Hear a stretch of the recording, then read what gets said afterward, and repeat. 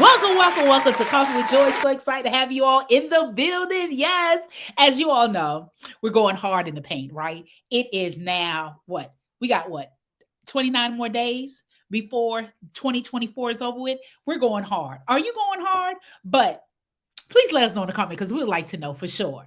But before we get there, kids do the most, right? If you have a kid, you know exactly what I'm talking about. Well, this segment is dedicated to kids do the most. Video is, have you ever taken your kids to the zoo and you want them to have a good time? But the animals don't know that they want to have a good time.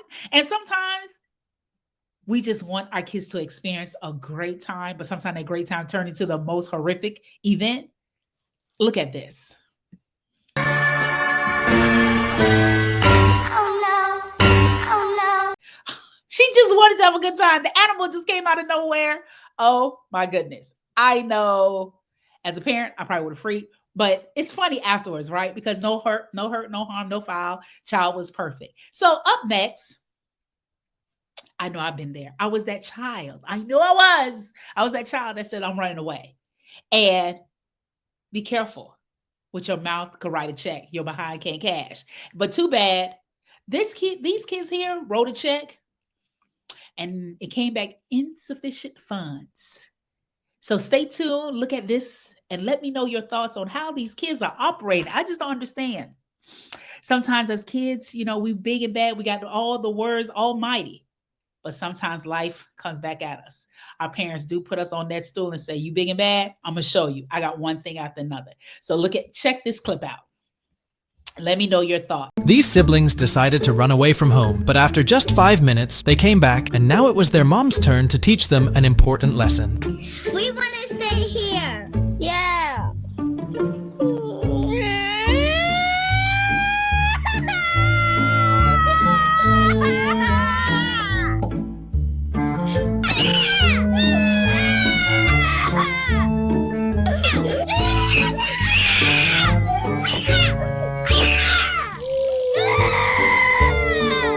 So, have you wrote a check that your mouth allow you that your behind can't cash? Well, these kids definitely got a taste of it. I would love to know what was the update. How did they feel afterwards? Of course, I think if the sister didn't see the brother cry, she probably would have, stayed strong. But since, a little old brother there was just crying, just went in for the kill. And yeah, we weren't so big and bad then, huh?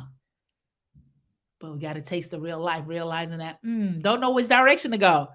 I think staying under mom's roof is the best, right? As a classroom teacher, I'm all about classroom management. I'm all about making sure that, hey, you're here to learn, you're here to have fun, but there's structure. But as a parent, sometimes it doesn't always go as planned as you want to. Well, here we're watching the next segment where this young lady's in the store and she's going ham. She's going crazy. She's tearing up the place. And I really like to know in the comments, what are your thoughts on this? What would you have done? And please listen to the people in the background because I think it's hilarious and I think it's like insane that you allow a child to sit here and destroy a company business just because they're upset, just because they feel like they can't. And you just hear the people in the background saying things, hey, don't talk to her, don't pull her, but she's making a mess. Such a tyrant. But I would love to hear your opinion. What are your thoughts? What would you have done as a parent in this situation? Let's look. Ooh.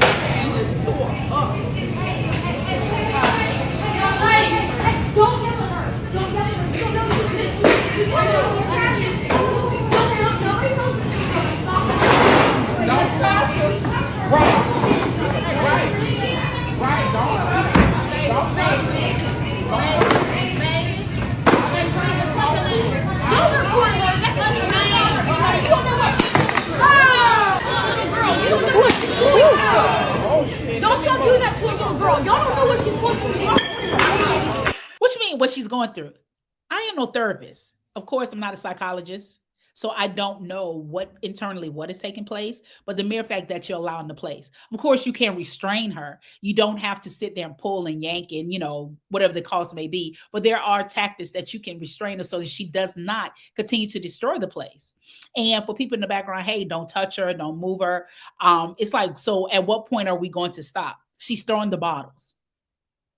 The bottles are going far. And if it hit a pedestrian or hit an individual consumer, person in the store, what's going to happen? Now we have a lawsuit on our hand because we are the adults, and you're sitting there and you're not taking precaution of making sure this child does not destroy the place. So again, please let me know your comments because I would love to hear what your thoughts are. What would you have done in this situation? Coming up next is a child who's autistic, but sometimes it could be, it's like that's just the DNA. It's unpredictable. And it's pretty much sure these parents knew what their child was going to do. This child has such a love for Spider-Man. But check out what this child does. POV. Your autistic son loves Spider-Man a little too much.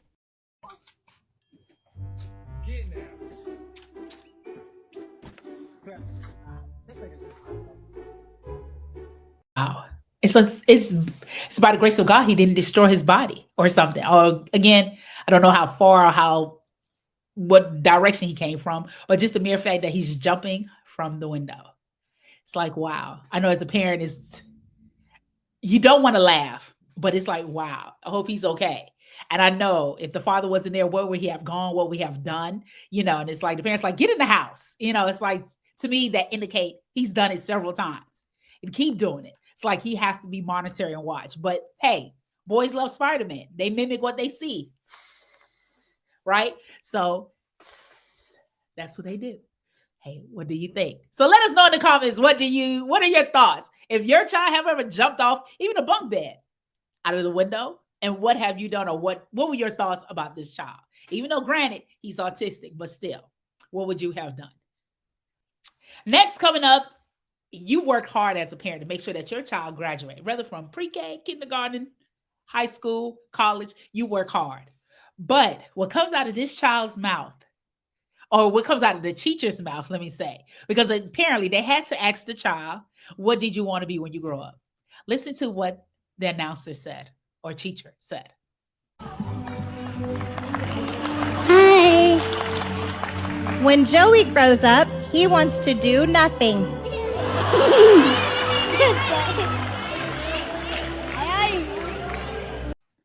Low key, that's not bad. I don't want to do nothing. Yeah. Society has put in our head that we have to go ahead and do all this. I agree with him. Why not just do nothing? What are your thoughts? Let me know what you think. Because, hey, I'm with Joey. Let's do nothing. Yeah. I'm only in the kindergarten. Let's do nothing. But again, what would be your thoughts about that? We would love to hear, of course, Kids Do the Most segment. Let us know what your thoughts are. We would love to hear your comments. We would love to read your comments. Please make sure that you like, subscribe, and follow Coffee with Joy. Please make sure that you tune into our shows on every Wednesday because Coffee with Joy is up there. Happy holidays. And if you like to patronize our company, please make sure that you follow the QR codes. But we know that every amount that you give help monetize our business, the company, our talk show, our podcast to go to new levels and new heights. Keep in mind, this is a talk show where we normalize the difficult conversation, where everything you do in life stems from a conversation. No matter what it is, whether it's good, bad, or in between, you must have this conversation, whether it's verbal or nonverbal. It must have some type of conversation in order to move to the next level. So our company here, our talk show, our podcast is all based on how do we normalize this conversation? We start with this one seed of just opening up our mouth, whether it's a testimonial, a how-to, or just sharing. Everybody would like to know. So if you'd like to be on Coffee with Joy, please make sure that you go to our website, which is thecoffeewithjoy.com, right below, as you can see, or email us at thecoffeewithjoyshow@gmail.com. As always, we love you. Make sure you live life on purpose. As always, this is Coffee with Joy Show. Yes, and we'd love to see